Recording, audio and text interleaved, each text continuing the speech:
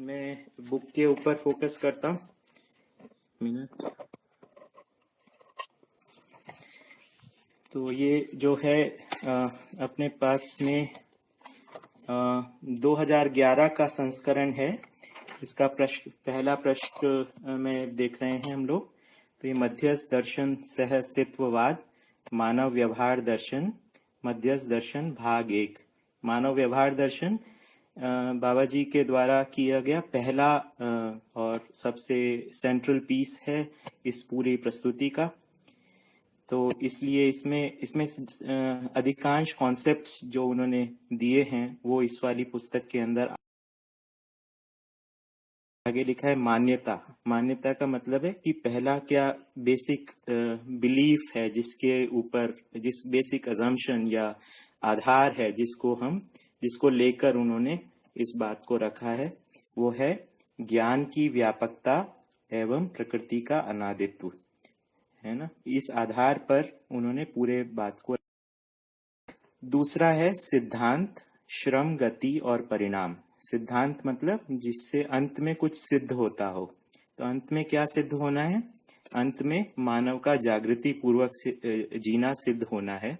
और जो इससे पहले की जो सारी स्थितियां हैं, है ना, परमाणु अंश से लेकर पेड़ पौधे, जीव जानवर और मानव के प्रकटन तक, ये सब ये किसी चीज को सिद्ध करने के लिए, मानव के समाधान, समृद्धि, अभय, सहअस्तित्व पूर्वक जीने को सिद्ध करने के लिए ये सिद्धांत है। तो ये दोनों चीजें यहाँ पे लिखी गई हैं। अभी हम इस वाले में अभी विकल्प वाले को अभी छोड़ दे रहे हैं। हम सीधे आज हम मध्यस्थ दर्शन के मूल तत्व के ऊपर हम लोग बात करेंगे। तो मध्यस्थ दर्शन के मूल तत्व में जो है, मूल तत्व का मतलब है कि इसके बेसिक एलिमेंट्स क्या हैं। मतलब ये पूरा मध्यस्थ दर्शन जो रखा गया है उसको प्रस्तुत करने के लिए ये पूरा लैंग्वेज कंस्ट्रक्ट बनाया है, कॉन्सेप्ट्स जो बाबा जी ने बनाए हैं। तो उसका पूरा एक तरीके से सार आ जाता है जिन भाषा के रूप में प्रस्तुत करने के मूल में। तो इसलिए ये काफी कंडेंस्ड फॉर्म है। इसको हम लोग अब शुरू करेंगे। तो पहला है उद्घोष। उद्घोष है जीने दो और जियो। आपने महावीर स्वामी के उसके बारे में सुना ही होगा, उद्घोष, जियो और जीने दो। यहाँ पे उसको रिवर्स किया गया है ना। तो इसमें क्या है, जीने दो को प्राथमिकता देते हुए पहले जीने दो और जियो। तो मानव के जीने के लिए उसको जीने देना आवश्यक है, इसलिए उसको आगे रखा गया है ना। तो एक परंपरा में एक मत्स्य न्याय और एक मानव का न्याय, ये दोनों अलग हो। यानी ये मछली जो है वो दूसरों को खाती है, फिर उसके बाद जो बचता है उसको रहने देती है। यहाँ पे मानव के लिए जीने की विधि में मानव को पहले जीने देना है, तभी वो स्वयं का जीना सुरक्षित होगा। तो ये वाले पॉइंट का है। दूसरा है मंगल कामना। मंगल कामना, भूमि स्वर्गताम यातु मानवो यातु देवताम धर्मो सफलताम यातु नित्यम यातु शुभोदयम।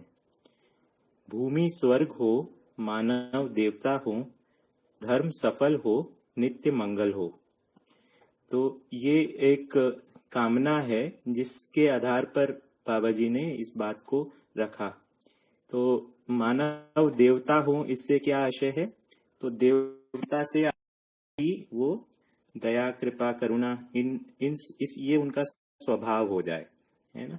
भूमि स्वर्ग हो जाए। स्वर्ग का जो कल्पना है, जो कि यहाँ पे जो स्वर्ग का स्वरूप बाबा जी ने प्रस्तुत किया कि चारों अवस्थाओं में एक सामरस्यता का स्वरूप हो, जिससे और मानव का उसमें तो वो एक भूमि के स्वर्ग होने का स्वरूप है। धर्म का सफल होना, यानी मानव का सुख धर्म है वो सफल हो। और नित्यम यातु शुभोदयम, यानी हमेशा शुभ का ही उदय होता रहे। तीसरा पॉइंट है अनुभव ज्ञान। अनुभव ज्ञान का मतलब सार रूप में अनुभव में क्या स्पष्ट हुआ। हमने इस बात को पढ़ा ही होगा कि या सुना ही होगा कि बाबा जी को सहअस्तित्व में अनुभव हुआ। समाधि के उपरांत उन्होंने जो संयम किया, उससे उनको प्रकृति में अध्ययन हुआ, जिसके फलस्वरूप अनुभव हुआ। और तो अनुभव में क्या ज्ञान स्पष्ट हुआ, ये इसको सार रूप में लिखा गया है। सत्ता में संपृक्त जड़ चैतन्य इकाइयां अनंत। ठीक है, तो इसमें बेसिकली संपृक्तता अनुभव में आई है, और संपृक्तता में प्रकृति और व्यापक इन दोनों के सहअस्तित्व में अनुभव में आया है ना। तो इस प्रकार से अनंत इकाइयां व्यापक सत्ता में संपृक्त हैं, ये उनके अनुभव में आया है। तो अनुभव में आने में केवल व्यापक वस्तु ही नहीं है, व्यापक वस्तु में पदार्थ या प्रकृति संपृक्त है, ये अनुभव में आया है। तो सहअस्तित्व अनुभव की वस्तु है, इस बात को यहाँ कहा गया है। व्यापक, पारगामी व पारदर्शी सत्ता में संपृक्त सभी इकाइयां रूप, गुण, स्वभाव व धर्म संपन्न त्व सहित व्यवस्था में भागीदारी के रूप में है। ठीक है, तो ये किस प्रकार से है ये पदार्थ, और किस प्रकार से देखा, ये व्यवस्था के रूप में है। संपूर्ण जो अस्तित्व है वो व्यवस्था के रूप में देखा, अपने आप में भी व्यवस्था और समग्र व्यवस्था में भी भागीदारी करता हुआ। ये उसका विपरीत है जो भौतिकवादी विधि में पहचाना गया कि वस्तुएं अपने में भी संघर्ष कर रही हैं और आपस में भी संघर्ष कर रही हैं। यहाँ पे संघर्ष के स्थान पर मौलिक रूप में व्यवस्था का स्वरूप है और व्यवस्था में भागीदारी के स्वरूप में अस्तित्व है, ये प्रतिपादन है, ये अनुभव में आया है। चौथा सिद्धांत। सिद्धांत जैसा हमने अभी कुछ समय पहले बात की थी, इसमें अंत में क्या सिद्ध होता है। तो अंत में जो ये जो अस्तित्व है उसकी दिशा क्या है, या ये धरती पर जो प्रकटन हो रहा है एक के बाद एक, पदार्थावस्था, प्राणावस्था आदि, तो उसकी दिशा क्या है, इस बात को यहाँ पे रखा गया है। तो ये इसमें हमने कहा था इसकी दिशा है अंत में अखंड समाज सार्वभौम व्यवस्था का स्वरूप, इसकी दिशा है। और श्रम गति परिणाम में हर क्रिया रत है ना। तो यानी कि हर क्रिया में कोई एक प्रयोजन है, कोई उसकी स्वयं में गति है और कुछ भागीदारी है और उसका कुछ गठन है। इस स्वरूप में सारी क्रिया है। तो ये सिद्धांत के रूप में बताया गया है। इसके बारे में आगे हम और डिटेल में बात करेंगे। तो कुल मूल बात इसमें श्रम गति परिणाम में यह है कि हर एक वस्तु प्रयोजन के साथ में है, हर एक वस्तु किसी आचरण के साथ में है और हर एक वस्तु किसी गठन के साथ में है। वस्तु से आशय यहाँ पे प्रकृति की वस्तुओं से है। पांचवा पॉइंट, उपदेश। उपदेश का जो परिभाषा बाबा जी ने दिया वो है उपाय सहित आदेश, है ना। तो आदेश मतलब ऐसा लगता है अथॉरिटी या किसी की क्या कहें कंट्रोल करने के रूप में है, लेकिन यहाँ पे वैसा आशय नहीं है। यहाँ पे अधिकार जो है जागृति के अधिकार के साथ में एक उपाय बताते हुए आदेश दिया गया है कि हम मानव के लिए क्या उपाय है। यहाँ जिस स्थिति में वो आज अपने आप को समस्याग्रस्त पाता है, उसमें उसके लिए क्या उपाय है। तो मानव जो है वो जानने, मानने, पहचानने और निर्वाह करने के स्वरूप में है और उसमें कुछ जानने और मानने की स्थिति बनी हुई है। तो ऐसे में उसके जानने और मानने में तालमेल बैठा लिया जाए, ये उपदेश है। तो उपदेश इस प्रकार से दिया गया, जाने हुए को मान लो, माने हुए को जान लो। तो एक बार मैंने बाबा जी से इस बारे में पूछा कि अब अगर स्ट्रिक्टली देखा जाए तो हम जानते तो नहीं हैं चीजों को, हम कुछ मानते ही हैं। तो उन्होंने कहा, मैंने उनसे पूछा कि हम किसके जाने हुए को मान लें, है ना, क्योंकि हम तो अपना जानते नहीं हैं। तो उन्होंने कहा कि आप मेरे मान लो, फिर जो माना है उसको तुम स्वयं जान लो। तो इस तरीके से तुम्हारे जानने और मानने में तारतम्यता हो जाएगी।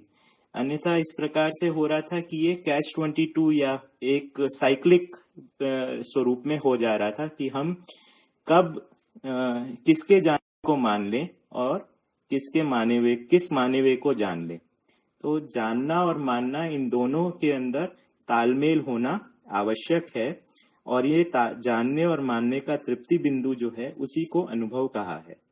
तो हमारी जो भी मान्यताएं हैं, जो कि भाषा के रूप में है, कंस्ट्रक्ट्स के रूप में है, उसका और जो ज्ञान की वस्तु है, इन दोनों के बीच में तालमेल बैठ जाना, ये उद्देश्य है दर्शन के अध्ययन का। छठा, स्थिति। तो यहाँ पे बात की गई है कि ये जो कुछ भी है उसके होने की क्या स्थिति है ना। तो यहाँ पे बात की है कि स्थितिपूर्ण सत्ता में संपृक्त स्थितिशील प्रकृति। तो सत्ता जो है वो स्थितिपूर्ण है, ये अपने आप में इसमें कोई परिवर्तन नहीं हो रहा है, जैसा जो उसकी एक पूर्ण स्थिति है, ना तो वो घट रहा है ना बढ़ रहा है, इसलिए पूर्ण है। ये ज्ञान की ये इसमें संपृक्त जो है स्थितिशील प्रकृति है, यानी इसमें प्रकृति जो है वो अनेक स्थितियों के अंदर पाई जा रही है ना, और एक स्थिति से दूसरी स्थिति में करती हुई पाई जाती है। ठीक है। और प्रकृति में स्थितियों के क्रम में भी स्थितियों का भी क्रम है। तो अनेक प्रकृति अनेक यथा स्थितियों में है और एक स्थिति से दूसरी स्थिति में गमन कर रही है। ठीक है। फिर अगला है सह अस्तित्व नित्य वर्तमान। ये जो सह अस्तित्व के स्वरूप में अस्तित्व है, ये हमेशा वर्तता ही रहता है। ये हमेशा स्थिति और गति के रूप में वर्तता ही रहता है। ये स्थिति के रूप में अस्तित्व हमेशा बना हुआ है। जो कुछ भी इसके बारे में एक जगह पे बाबा जी ने इस प्रकार से लिखा है, जो कुछ है वही होता है, जो नहीं है वो कभी था भी नहीं। तो इस प्रकार से होने के रूप में जो स्थिति है अस्तित्व में, वो सत्ता में संपृक्त प्रकृति ही है, और उसी के ही अलग अलग विन्यास हमको देखने में नजर आते हैं। सातवां, प्रमाण। प्रमाण जो है वो काफी सेंट्रल चीज है। इसका मतलब है कि किस चीज को हम सही माने, है ना, या क्या आधार क्या है। तो इसमें मानव को प्रमाण के रूप में स्वीकारा गया है, ना कि यंत्र को या फिर किसी किताब को। तो मानव जो है, जीता हुआ जो मानव है वही प्रमाण होगा। ये इस आधार पे पूरी बात को रखा गया। तो आदर्शवाद में किताब को प्रमाण माना गया कि जो कुछ शास्त्र में लिखा है वो अंतिम बात है ना। और भौतिकवाद में इस प्रकार से लिखा कि यंत्र जो बताएगा वो फाइनली उसको हम सही मानेंगे, आदमी जो कह रहा है उसको हम सही नहीं मानेंगे। इस तरीके से आदमी को एक इकाई के रूप में माना ही नहीं गया, या आदमी का एक प्रकार से अध्ययन ही नहीं हुआ। मानव व्यवहार दर्शन में मूलतः मानव का अध्ययन ही है। इसमें जो प्रमाण को माना कि जब ये मानव को प्रमाण मानेंगे तो इसको मानव को के प्रमाण को देखने के 3 स्तर हैं। पहला अनुभव, दूसरा व्यवहार और तीसरा प्रयोग। तो अनुभव अपने आप में एक प्रमाण है, फिर उसके बाद व्यवहार एक प्रमाण है, व्यवहार मतलब मानव परस्परता में प्रमाण है, और प्रयोग यानी उत्पादन के रूप में एक भी आदमी जो है मनुष्येतर प्रकृति के साथ में जो उत्पादन व्यवसाय करता है उसमें भी प्रमाण प्रस्तुत करता है। तो इन 3 स्थानों के ऊपर प्रमाण को मानव प्रस्तुत करता है।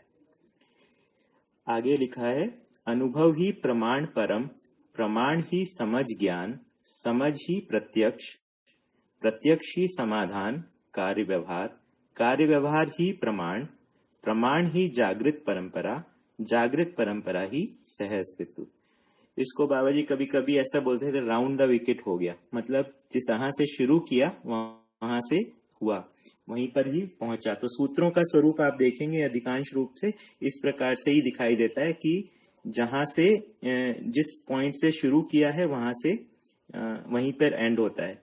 उसका एक मतलब जो ऐसा समझ सकते हैं कि अनुभव जो उसका आशय ये समझ सकते हैं कि एक आवर्तनशीलता का स्वरूप है। है ना।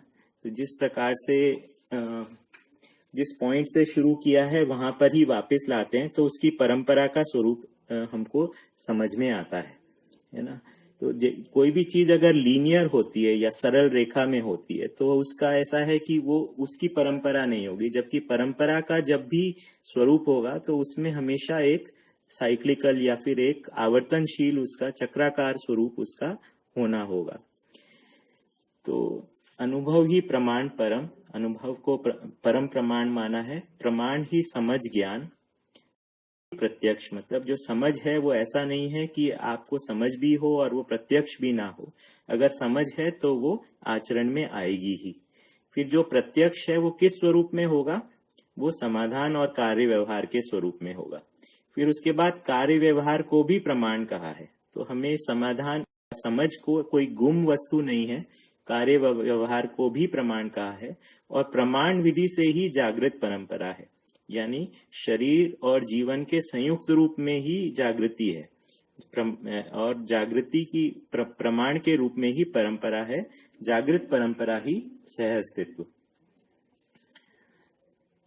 मेरे को उसको उठाने में थोड़ा सा दिक्कत हो रही है, मैं इसको जरा सेट कर देता हूँ।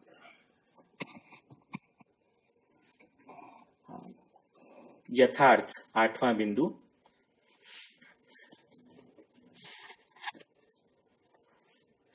यथार्थ, ब्रह्म सत्य, जगत शाश्वत। तो ये जो परंपरा में या एक परंपरा के किसी अंग में ये कहा गया था ब्रह्म सत्य जगत मिथ्या, उसके स्थान पर बाबा जी ने यहाँ प्रतिपादित किया ब्रह्म सत्य जगत शाश्वत। यानी ब्रह्म यानी व्यापक वस्तु जो है वो सत्य है, साथ में जो प्रकृति है, ये जगत है, वो अविनाशी है, वो शाश्वत रूप में बना हुआ है। अगला है ब्रह्म सत्ता व्यापक, जीवन पुंज अनेक। तो जीवन को चैतन्य इकाई के रूप में पहचाना गया है। जीवन पुंज मतलब मन, वृत्ति, चित्त, बुद्धि, आत्मा का संयुक्त स्वरूप। तो व्यापक वस्तु के रूप में ब्रह्म को पहचाना, और चेतना को व्यक्त करने वाले जीवन अनेक हैं, इस रूप में पहचाना। जीवन पुंज में अविभाज्य आत्मा, बुद्धि, चित्त, वृत्ति, मन, जीवन और शरीर के संयुक्त रूप में मानव का वैभव। ईश्वर व्यापक, देवता अनेक, मानव जाति एक। यहाँ पे देवता से आशय हमने पहले भी बात किया था कि ईश्वर जो है वो व्यापक सत्ता है, और देवता से आशय है मानव ही देवता होगा। तो मानव ही जब जागृत होता है तब दया, कृपा, करुणा के स्वरूप में जब व्यवहार करता है तो उसको देवता कहा है या देव मानव कहा है। तो अनेक देवता और ईश्वर व्यापक स्वरूप में। तो ईश्वर से आशय जो है ब्रह्म या व्यापक वस्तु है। मानव जाति एक, कर्म अनेक, है ना। तो मानव जाति, संपूर्ण मानव जाति जो है वो एक है। जाति जो है उसका शरीर से मतलब है। तो संपूर्ण मानव जाति एक है और उनके कर्म अनेक हैं। भूमि एक, भूमि एक अखंड राष्ट्र के रूप में है, और राज्य अनेक मतलब उसमें अलग अलग राज्य हो सकते हैं। तो ये पूरी धरती को एक अखंड राष्ट्र के रूप में पहचाना, और इसमें अनेक राज्य हो सकते हैं। मानव धर्म एक, समाधान अनेक। तो सभी मानवों का धर्म जो है वो सुखी है, और समाधान अनेक से क्या है, हर परिस्थिति में एक समाधान होगा। तो इस तरीके से समाधान अनेक, तो हर परिस्थिति के लिए समाधान प्रस्तुत करना होगा। और समाधान जो है वो देश काल के साथ में जुड़ता है। तो इस प्रकार से अनेक समाधान होंगे। जीवन नित्य, जन्म मृत्यु एक घटना। तो जीवन जो है वो अपरिणामी वस्तु के रूप में, या फिर जिसमें परिवर्तन नहीं होता या मात्रात्मक परिवर्तन नहीं होता, उस रूप में वो नित्य है। जन्म मृत्यु जो है वो जीवन और शरीर के संयुक्त रूप में, जब शरीर और जीवन का वियोग होता है तब उसको मृत्यु के रूप में पहचाना, और शरीर और जीवन का जब योग होता है तब उसको जन्म के रूप में पहचाना। तो ये इस प्रकार से ये यथार्थ मतलब जैसा जिसका अर्थ है, है ना। तो इस रूप में ये 8वां बिंदु हम देख सकते हैं। 9th, वास्तविकता। सह अस्तित्व में विकास क्रम विकास, जागृति क्रम जागृति, जागृति पूर्वक अभिव्यक्तियां, समझदार मानव परंपरा। तो ये वास्तविकता मतलब ये क्या क्या क्या वस्तुएं हैं और उनका क्या स्वरूप है। तो ये इस रूप में बताया गया कि जब बाबा जी ने पहली बार अपने अनुभव को व्यक्त करना तो इन 5 सूत्रों के रूप में ही पूरी बात को रखा था। सह अस्तित्व में विकास क्रम मतलब जड़ प्रकृति के विकास क्रम में पहचाना। फिर उसके बाद में विकास यानी कि गठनपूर्ण परमाणु के रूप में जीवन या चैतन्य इकाई को पहचाना। फिर सह अस्तित्व में जागृति क्रम जो है वो भ्रम की स्थिति में, जिसमें जीव परंपराएं भी हैं और भ्रमित मानव भी हैं। तो जागृति क्रम और जागृति जो है वो भ्रम और जागृति के भेद को स्पष्ट करता है, और विकास क्रम और विकास जड़ और चैतन्य के भेद को स्पष्ट करता है। तो ये दो भेद हैं, ये सबसे महत्वपूर्ण हैं, जिनको यहाँ पर इस दर्शन में स्पष्ट किया गया है। पहला जड़ और चैतन्य का भेद, और दूसरा भ्रम और जागृति का भेद। और फिर उसके बाद में है जागृति पूर्वक, जागृति होने के बाद क्या करेंगे, तो वह है जागृति पूर्वक अभिव्यक्तियां, समझदार मानव परंपरा। तो ये वास्तविकता का स्वरूप है। 10वां पॉइंट, ज्ञान। ज्ञान किसे कहा है?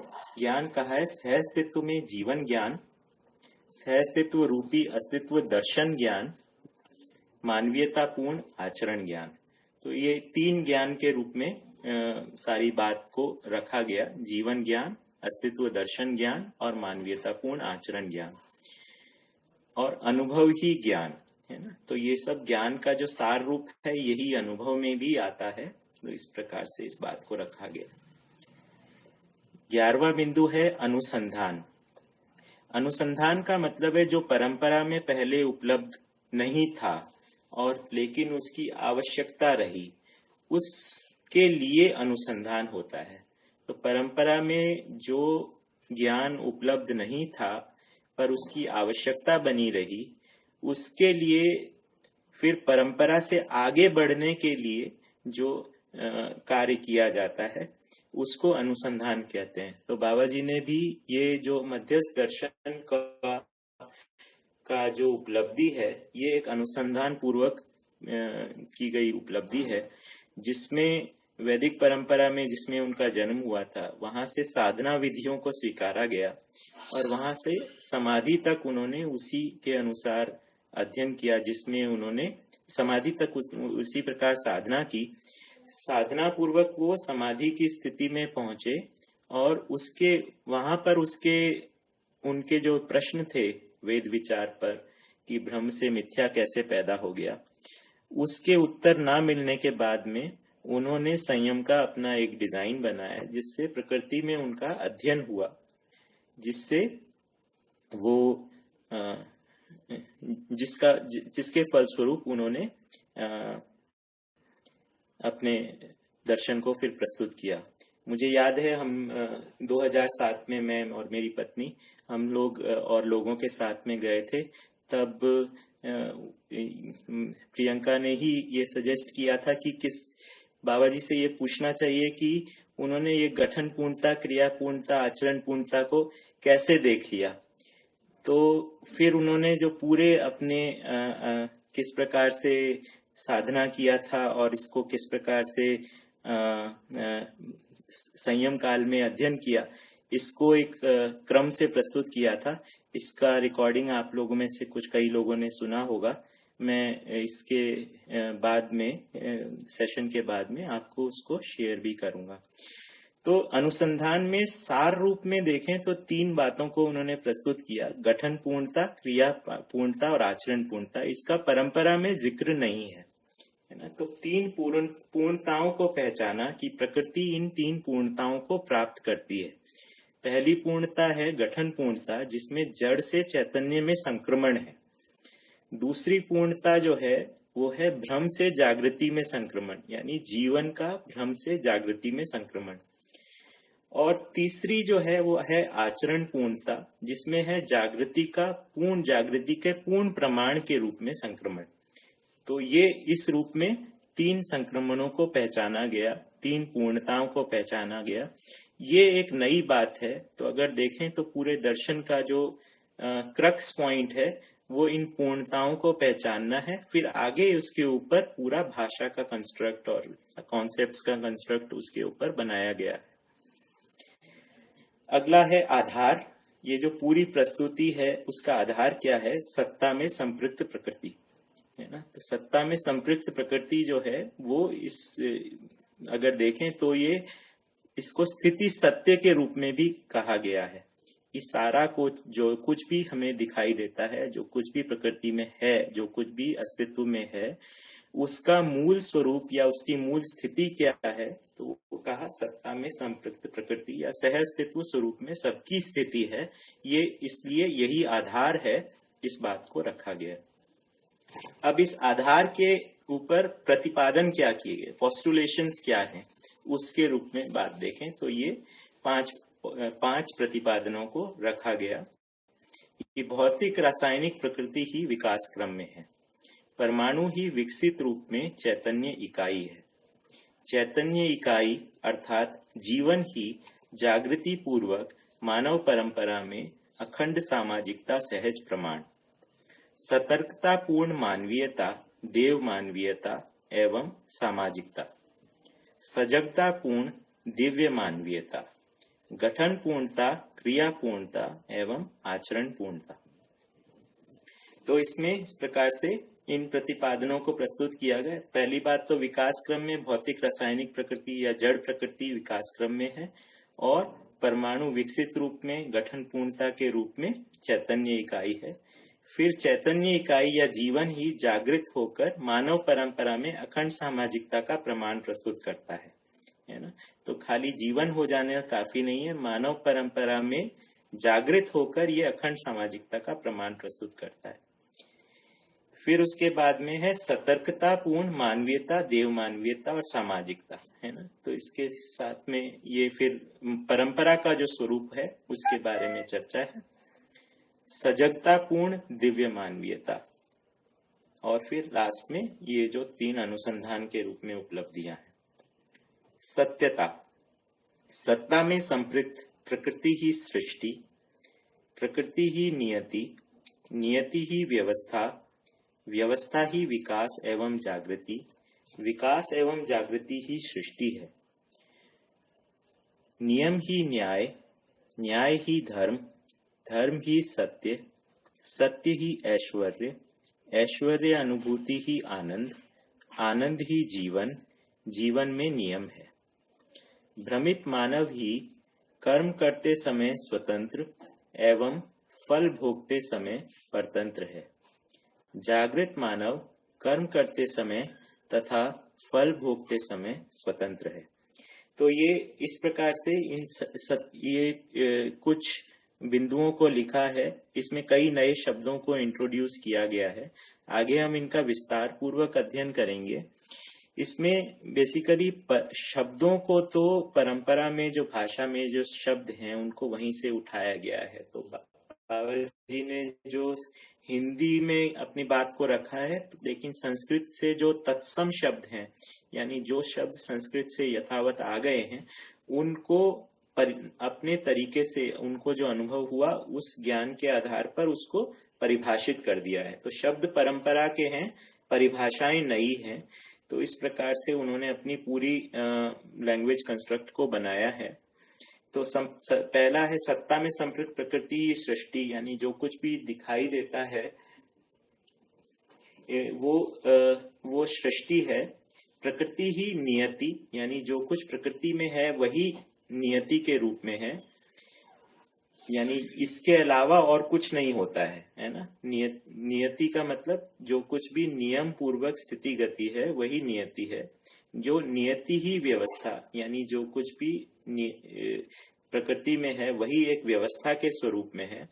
व्यवस्था ही विकास एवं जागृति, यानी जो कुछ व्यवस्था है, ये जो कुछ भी नियति के रूप में प्रकृति में जो उपलब्ध है वो एक प्रयोजन के अर्थ में क्रियाशीलता है। विकास एवं जागृति ही सृष्टि है, नियम ही न्याय, न्याय ही धर्म, धर्म ही सत्य। इस सूत्र से जो मुझे आशय स्पष्ट होता है कि जो सहअस्तित्व सहज नियम है वही मानव में न्याय के रूप में प्रकाशित होता है। तो मूल में जो सहअस्तित्व है वही उसी की सभी अभिव्यक्तियां हैं, उससे ये आशय है। तो इसका शाब्दिक अर्थ से हम पर ना जाएं, उससे आशय उसका दिया जाए कि सहअस्तित्व मूल है, सहअस्तित्व की अनेक स्तर के ऊपर अभिव्यक्तियां हैं, इस रूप में इसको समझा जाए। भ्रमित मानव ही कर्म करते समय स्वतंत्र एवं फल भोगते समय परतंत्र है ना। तो ये इसमें ये परंपरा में जो कहा गया है उससे थोड़ी सी भिन्न बात है। एक मिनट।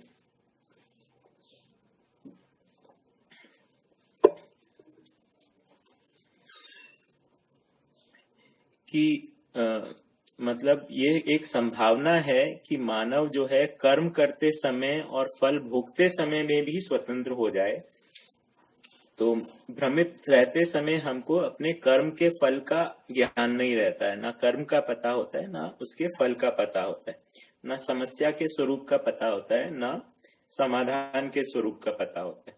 तो इसलिए हम कर्म तो कर लेते हैं और लेकिन उसके फल भोगते समय हम परतंत्र होते हैं, क्योंकि फल जो है वो नियति विधि से ही होता है ना। तो इस प्रकार से हम इसमें इसको पहचान सकते हैं। जागृत मानव कर्म करते समय और फल भोगते समय स्वतंत्र है। तो जागृत मानव जो है वो उसको कर्म और उसके फल परिणाम का ज्ञान रहता है। इस आधार पर वो कर्म करते समय में भी स्वतंत्र रहता है और फल भोगते समय में भी स्वतंत्र होता है। मानव शरण मतलब मानव की शरण क्या है, मानव का रिफ्यूज क्या है, मानव किस आश्रय में जीता है। तो ये है कि मानव जो जन्म लेता है वो और जीता है और मरता है, उसके मानव परंपरा का शरण है अखंड सामाजिकता, सार्वभौम व्यवस्था, सहअस्तित्व, सहज प्रमाण परंपरा। मानव जो है उसकी निरंतरता के रूप में उसकी शरण जो है वो अखंड सामाजिकता और सार्वभौम व्यवस्था, सहज प्रमाण परंपरा है। 16वां मानवीय व्यवस्था, मानवीयता, मानवत्व सहित व्यवस्था, समग्र व्यवस्था में भागीदारी। व्यक्ति में पूर्णता। एक मिनट। क्रिया पूर्णता और आचरण पूर्णता। तो व्यक्ति मतलब मानव में पूर्णता का क्या स्वरूप है, तो इसका उत्तर है क्रिया पूर्णता और आचरण पूर्णता। तो गठन पूर्णता तो प्राकृतिक विधि से सिद्ध हो गया है और मानव में क्रिया पूर्णता और आचरण पूर्णता की संभावना है। तो इस प्रकार से मानव का लक्ष्य जो है वो क्रिया पूर्णता और आचरण पूर्णता को पाना है और उसके लिए उसके पास में जो साधन है वो उसका उसी में पाई जाने वाली कल्पनाशीलता और कर्म स्वतंत्रता है, जिसके द्वारा वो उस पूर्णता को अध्ययन पूर्वक पा सकता है। समाज में पूर्णता, सर्वतोमुखी समाधान, समृद्धि, अभय और सहअस्तित्व, सहज प्रमाण परंपरा। राष्ट्र में पूर्णता, निपुणता, कुशलता और पांडित्य। तो मतलब किसी राष्ट्र की क्या स्थिति है वो उसके इन ज्ञान के स्तर से पता लगेगा कि उसका किन किन उसके पांडित्य की क्या स्थिति है, उसके व्यवहार में कुशलता की क्या स्थिति है और उसकी कारीगरी या निपुणता की क्या स्थिति है। अंतरराष्ट्र में पूर्णता यानी पूरे विश्व अखंड राष्ट्र में क्या पूर्णता का क्या स्वरूप है। जब मानवीय संस्कृति, सभ्यता, विधि और व्यवस्था में एकात्मता हो जाए या सार्वभौमता या यूनिवर्सलनेस हो जाए, तभी हम कहेंगे ये अंतरराष्ट्र में पूर्णता हुई। यानी कि एक धरती के स्तर पर पूर्णता का क्या स्वरूप है, इसका विजन इसमें रखा गया। तो संस्कृति सब विधि का मतलब है कानून, है ना। संस्कृति जो है वो ये इनके बारे में हम और डिटेल में आगे बात करेंगे, है ना।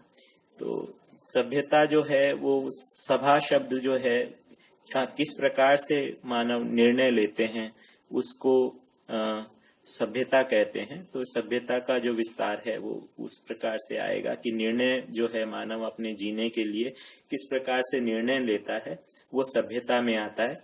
संस्कृति से आशय है जो जीने का स्वरूप है, जहाँ पे मूल्यों की बात है, जहाँ पे त्योहारों की बात है, जहाँ पे जीने का जो स्वरूप है, उत्सवों की जो बात है, ये संस्कृति में आता है। विधि जो है वो कानून की बात है कि ये जो लिखित या अलिखित रूप में किस चीज को हम स्वीकारे हैं, सही और गलत का भेद क्या है, वो विधि कह रहे हैं। और व्यवस्था से जो आशय है वो है जो जीने में जो 5 आयामों में व्यवस्था को देखा जा सकता है ना, शिक्षा, संस्कार, उत्पादन कार्य, है ना, न्याय, सुरक्षा, स्वास्थ्य, संयम, है ना। तो इस प्रकार से एक क्या रह गया, शिक्षा, संस्कार, न्याय, सुरक्षा, स्वास्थ्य, संयम, उत्पादन कार्य और विनिमय कोश। इन 5 आयामों में व्यवस्था के 5 आयाम पहचाने गए। मानव धर्म सुख, शांति, संतोष एवं आनंद। तो मानव धर्म को ये 4 स्वरूप में पहचाना गया है। ये सुख, शांति, संतोष और आनंद, ये सुख के ही एक प्रकार से डिग्रीज हैं, क्योंकि सुख को ये जो है सुख स्वयं में होता है, लेकिन इसका प्रमाण जो है वो समाधान स्वरूप में होता है। वही सुख जो है जब वो परिवार के स्तर पे प्रमाणित होता है तब उसका नाम शांति दिया गया है और उसका स्वरूप होता है समाधान, समृद्धि। और वही सुख जब समाज के स्तर पे प्रमाणित होता है तब उसका नाम तब उसमें समाधान, समृद्धि के साथ विश्वास या अभय भी होता है, तब उसको संतोष का नाम दिया गया। और यही सुख जब संपूर्ण व्यवस्था के रूप में प्रमाणित होता है तब हम उसका नाम दिया गया है आनंद। धर्म नीति का आधार तन, मन तथा धन रूपी अर्थ के सदुपयोग हेतु व्यवस्था। राज्य नीति का आधार तन, मन तथा धन रूपी अर्थ की सुरक्षा हेतु व्यवस्था। तो ये धर्म और राज्य जो हैं, ये इस प्रकार से धर्म नीति और राजनीति ये दोनों को पहचाना गया। धर्म जो है वो समाज से संबंधित है, राज्य जो है वो व्यवस्था से संबंधित है। तो नीति या पॉलिसी जो है किस प्रकार से इसमें समाज में किस प्रकार से निर्णय क्या किया जाएगा समाज के स्तर पर और क्या किया जाएगा राज्य के स्तर पर, तो इसको यहाँ पे परिभाषित किया गया है। तो जो कुछ भी तन, मन और धन है मानव के पास में, यही अगर देखें तो शरीर है, मानसिकता है और भौतिक रूप में कुछ उपलब्धियां हैं। तो ये तन, मन, धन के रूप में जो मानव के साथ में है, इस अर्थ के सदुपयोग हेतु व्यवस्था जो है वो समाज के स्तर पे होगी, उसको धर्म नीति कहा। और जब इसका राज्य के स्तर पे होगा तब उसको राज्य नीति, या व्यवस्था के स्तर पे होगा तब उसको राज्य नीति कहा। 24th पॉइंट, अनुगमन और चिंतन। अनुगमन से आशय अनुभव की ओर गमन। तो इसमें है कि हम किस स्थूल से सूक्ष्म, सूक्ष्म से कारण, कारण से महाकारण। तो स्थूल तो हो गया शरीर, सूक्ष्म जो है वो आशा, विचार, इच्छा को सूक्ष्म कहा गया है ना। तो हम जो है अपनी ही चेतना जो है पहले स्थूल से सूक्ष्म के ओर हुआ है, अपने ही विचार के प्रति जागृत हुए, फिर उसके बाद में सूक्ष्म से कारण, यानी कि ये अब उसके बाद साक्षात्कार बोध के रूप में हम जागृत हुए, यानी कि हमें वास्तविकताएं पहचान में आने लगी, उसको हम कहेंगे सूक्ष्म से कारण। तो अध्ययन जो है वो सूक्ष्म से कारण के रूप में जो गति है उस गति को हम अध्ययन क्रिया कह रहे हैं। फिर कारण से महाकारण, यानी कि जब कारण क्रिया, जब हमें कारण के रूप में अस्तित्व सहज व्यवस्था का बोध हो जाता है तो फिर महाकारण यानी कि व्यापक सत्ता में संपृक्तता का अनुभव होता है। तो इस प्रकार से ये क्रम है मानव के सूक्ष्म से कारण, कारण से महाकारण की ओर गमन का। जागृति का प्रमाण, अमानवीयता से मानवीयता, मानवीयता से देव मानवीयता, देव मानवीयता से दिव्य मानवीयता। तो जागृति का जो प्रमाण होगा वो इसी क्रम में प्रस्तुत होगा। मानवीयता, फिर देव मानवीयता, फिर दिव्य मानवीयता। तो मानव जो है वो जागृत होकर सबसे पहले अपने परिवार में व्यवस्था के स्वरूप में जीना के शुरू करेगा, फिर उसके बाद में सामाजिक स्तर के ऊपर कुछ भागीदारी शुरू करेगा और फिर केवल उपकार के स्वरूप में जिएगा। इस प्रकार से जागृति के प्रमाण का क्रम बाबा जी ने यहाँ प्रस्तावित किया है। मांगल्य और सर्व मांगल्य के रूप में, मांगल्य, सर्व मांगल्य और महामांगल्य के रूप में बात किया। इसका मुझे याद नहीं है कि क्या होता है, तो इसको मैं और पूछ के बताऊंगा। बट बेसिकली इसमें आशय यही है कि मंगल से आशय होता है शुभ। तो शुभ क्या है, शुभ का स्वरूप क्या है, तो इस बारे में बात किया मांगल्य में। तो जीवन एक शुभ वस्तु है ना। उदय मंगल, उदय मतलब कुछ नया, जो पहले जो था उससे कुछ नया उदय होना, इस रूप में उदय मंगल के बारे में बात किया। समाधान मंगल, अनुभव मंगल, जागृति मंगल। तो शुभ का कहाँ कहाँ पे स्वरूप है इसके बारे में बात किया गया है। सर्व मांगल्य, मानव के चारों आयाम यानी कार्य, व्यवहार, विचार व अनुभूति, पांचों स्थिति, व्यक्ति, परिवार, समाज, राष्ट्र और अंतरराष्ट्र तथा 10 सोपानीय परिवार मूलक स्वराज्य व्यवस्था में निर्विषमता या सामरस्यता एवं एक सूत्रता। सर्व मांगल्य का आशय है सर्व शुभ का क्या स्वरूप होगा। तो मानव जो है वो चारों आयाम यानी कि मानव जो है वो 4 स्तर पे जीता है, अनुभव, विचार, व्यवहार और कार्य, इन चारों आयामों में, और उसको 5 स्थितियों में जीता है, व्यक्ति, परिवार, समाज, राष्ट्र और अंतरराष्ट्र। 5 स्थितियां जो है एक प्रकार से मानव की आइडेंटिटी है। तो मानव की एक तो आइडेंटिटी उसके अपने रूप में होगी, इकाई के रूप में, व्यक्ति के रूप में, फिर वो दूसरा उसकी आइडेंटिटी होगी उसके परिवार के रूप में, तीसरा उसके समाज के रूप में, फिर राष्ट्र के रूप में और अंतरराष्ट्र के रूप में, तथा 10 सोपानीय परिवार मूलक स्वराज्य व्यवस्था में निर्विषमता या सामरस्यता एवं एक सूत्रता। तो इस सर्व मांगल्य का स्वरूप बनता है ये चारों आयाम, 5 स्थितियां और व्यवस्था के 10 सोपानीय व्यवस्था में निर्विषमता और एक सूत्रता।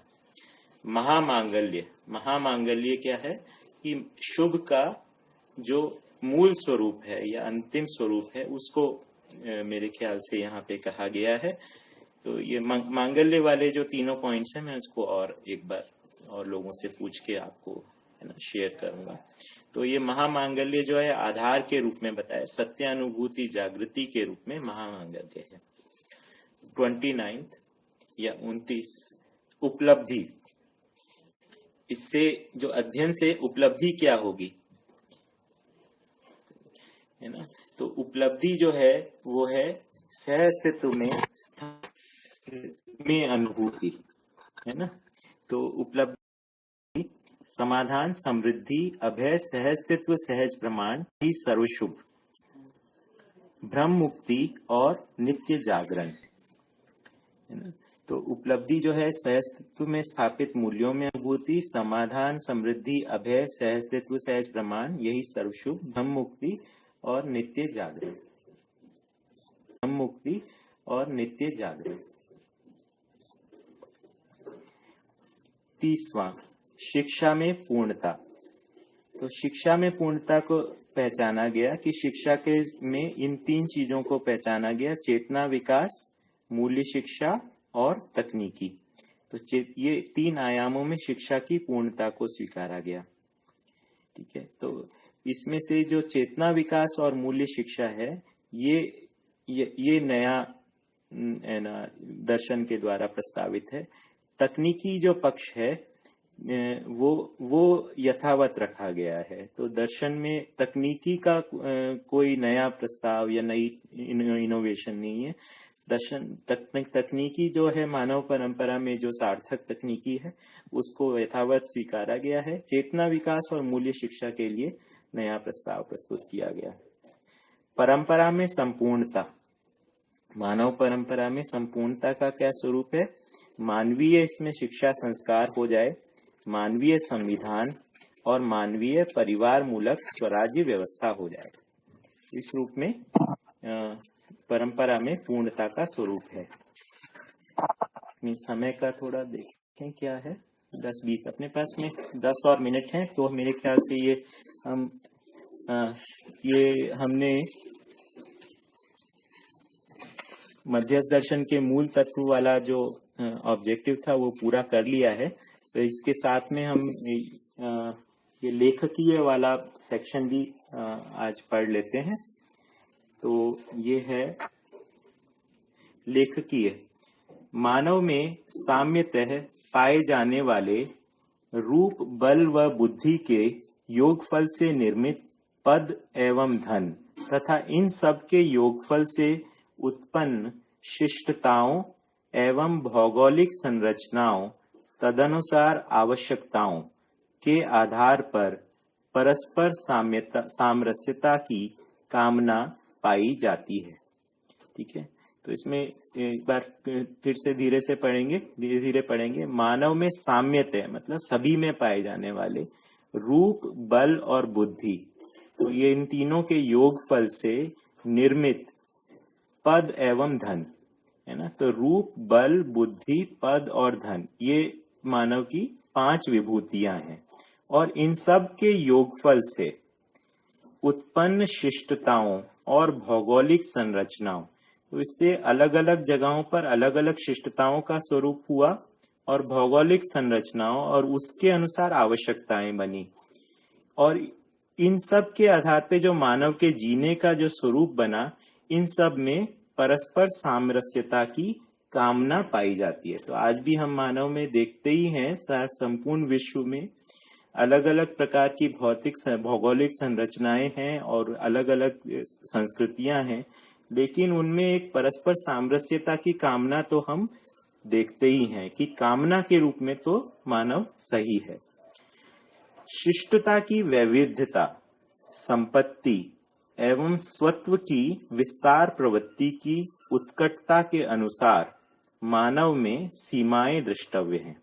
तो अब मानव ने जो अपनी सीमाएं यानी अपने और पराये का जो भेद बनाया है, वो किस आधार पे बनाया है कि शिष्टता की वैविध्यता के आधार पर, संपत्ति के अंतर, अमीर और गरीब के, स्वत्व के विस्तार प्रवृत्ति, ओनरशिप की हम कितना फैला सके, इसकी विस्तार प्रवृत्ति की उत्कटता मतलब तेजी। तो इन चारों के आधार पर मानव में अपने और पराये की सीमाएं दिखाई देती हैं। दृष्टव्य मतलब दिखाई देती हैं। मानव में प्रत्येक सीमित संगठन प्रधानतः भय मुक्ति होने के उद्देश्य से हुआ है। तो जो भी कुछ मानव के संगठन बने हैं वो प्रधानतः भय मुक्त होने के उद्देश्य से बने हैं, है ना। मानव साथ में क्यों आया? क्योंकि उसको किसी भय से मुक्ति चाहिए थी। नहीं, अकेला मानव नहीं रहा, किसी प्रकार के समूह में या संगठन के रूप में आ गया। उसका कारण ये रहा कि वो किसी प्रकार से भय मुक्त होना चाहता था। सर्वप्रथम मानव ने जीव भय एवं प्राकृतिक भय से मुक्त होने के लिए साधारण आहार, आवास, अलंकार एवं हिंसक साधनों का आविष्कार किया है। इन हिंसक साधनों से मानव की परस्परता में, अर्थात दो मानव, परिवार, वर्ग और समुदायों के संघर्ष में प्रयुक्त होना ही युद्ध है। इसके मूल में प्रधानतः संस्कृति, सभ्यता, विधि एवं व्यवस्था की वैविध्यता है। साथ ही उसके अनुसरण में स्वत्व एवं संपत्ति के विस्तारीकरण प्रवृत्ति भी है। यही केंद्र बिंदु है। मानव के साथ संघर्ष करने के लिए प्रत्येक संगठित इकाई अर्थात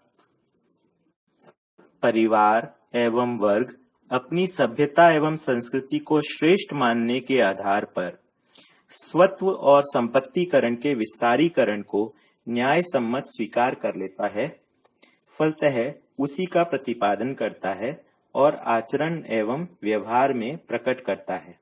यही स्थिति प्रत्येक सीमा के साथ में है।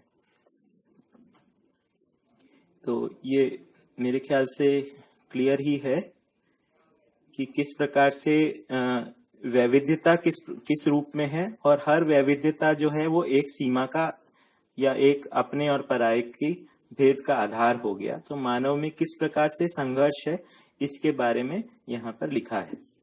इस ऐतिहासिक तथ्य से ये ज्ञात होता है कि प्रत्येक सामुदायिक इकाई के मूल में सार्वभौमिकता को पाने का शुभ संकल्प है।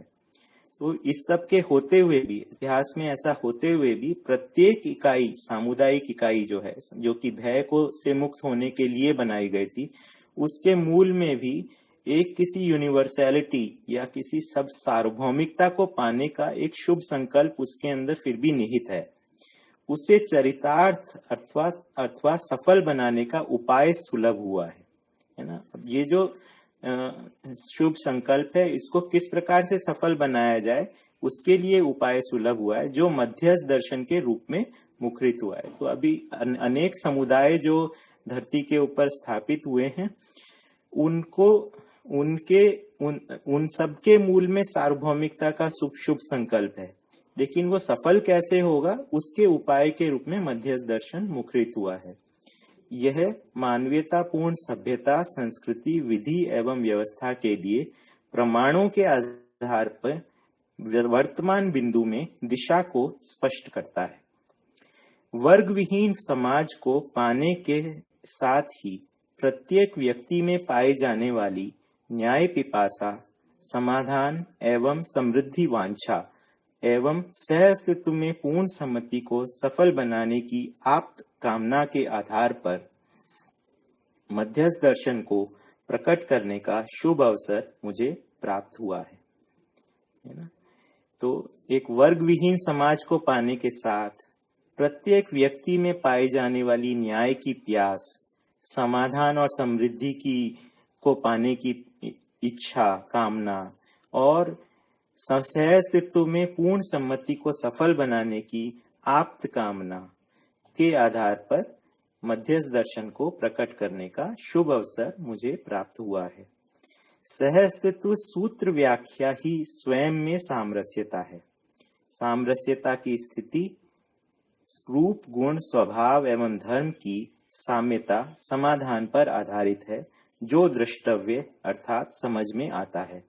जैसे पदार्थावस्था की प्रकृति में रूप सामरस्यता, वनस्पति अर्थात प्राणावस्था की प्रकृति में गुण सामरस्यता, जीवावस्था की प्रकृति में परस्पर जीने की आशा व स्वभाव सामरस्यता का प्रकटन स्पष्ट है।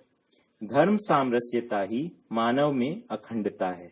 इसके अतिरिक्त अन्य अवस्थाओं में पाए जाने वाले धर्म, स्वभाव, गुण एवं रूप की सीमा में सामरस्यता की पूर्णता को पाना संभव नहीं है।